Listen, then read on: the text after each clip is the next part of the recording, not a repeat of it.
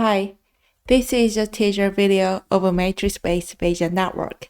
Matrix-based Bayesian network, with the acronym as MBN, is a Bayesian network tool to assess the risk of complex systems.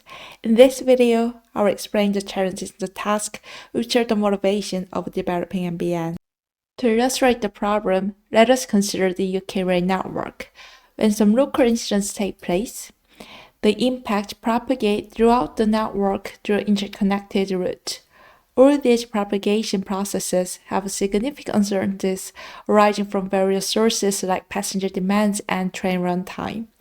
And now the question is, how all these uncertainties are combined together to decide the uncertainty in the system's performance.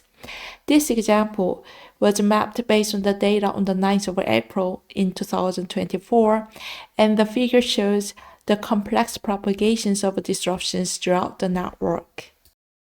Then how can we model this problem? Let us consider a simple example where the train needs to go through all the stations from the origin and the destination nodes. And the stations have some probability of not working. So for instance, the station X1 has a probability of 5% of failing and another 95% of working.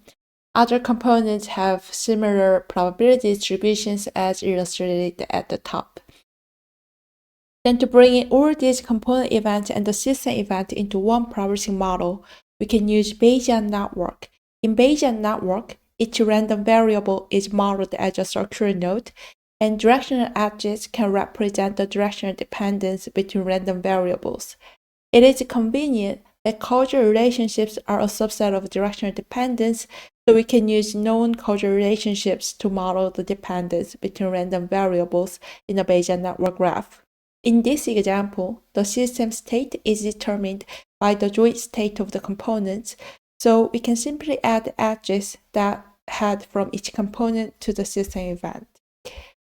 When we set up a graph, there's only one rule that we need to keep in mind, that there should be no directional cycles in the graph, because if there are, then the loops might prevent inference results from converging by creating under-subtaling loops.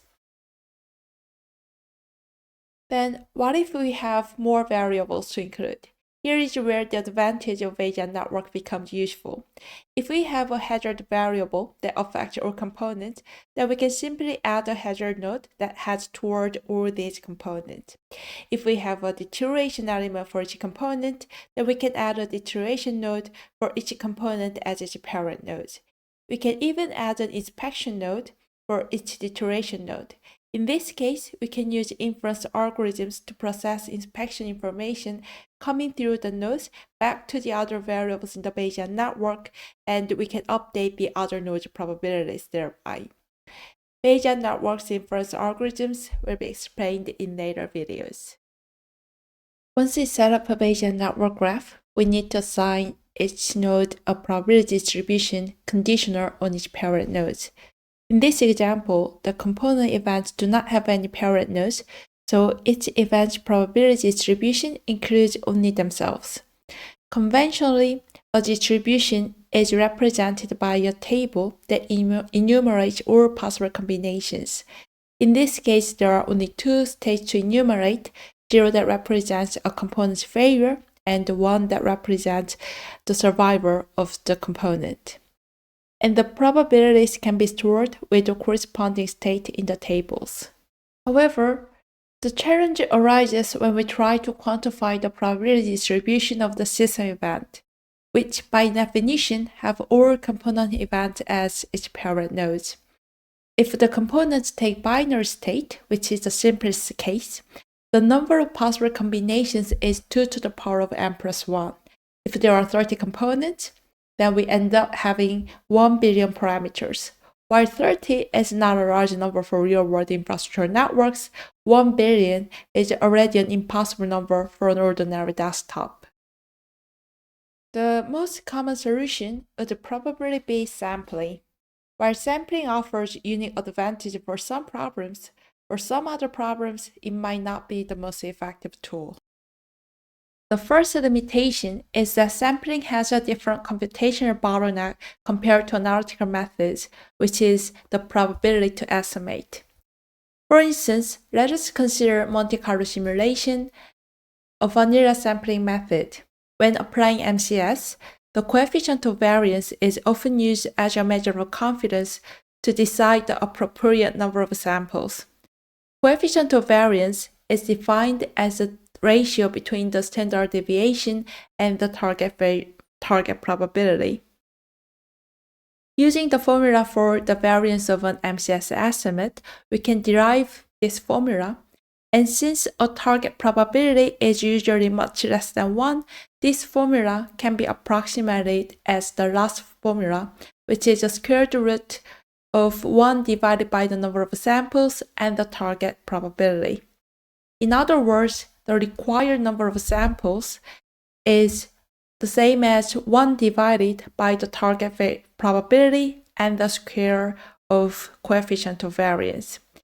If one targets the coefficient of variance as 5%, which is a common value, and the target probability as 0.1%, which is also common for a system's failure probability, then we need 400,000 samples. As one sample means one simulation, if a system simulation takes 1 second, the sampling will take more than 100 hours to achieve the desired accuracy. The figure at the left bottom shows a convergence of the MCS estimate with the target probability as 0.1%. The graph shows as the number of samples increases, the mean estimate converges to the true value. Notably, attaining a narrow enough confidence interval, which is illustrated by the shaded area in the graph, demands a lot of samples, as many as 400,000 samples as calculated. The second limitation is that sampling method often becomes ineffective when calculating conditional probabilities. For instance, one of the component importance measures is defined as the probability of a component's failure conditional on system's failure. To quantify the relevance of each component's failure to system failure.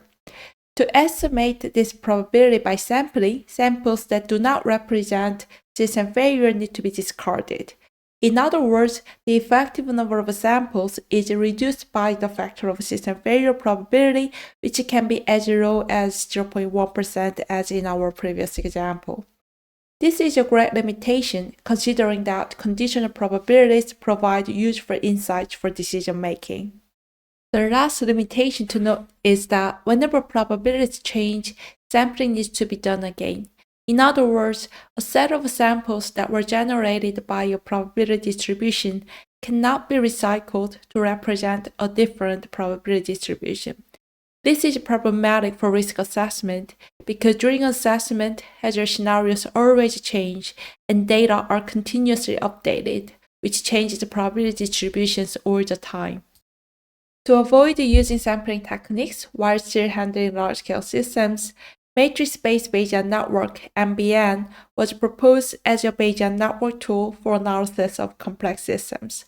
Unlike conventional Bayesian network methods, MBN replaces conditional probability tables by conditional probability matrices, and thereby it addresses the sorting computational caused by the large number of components.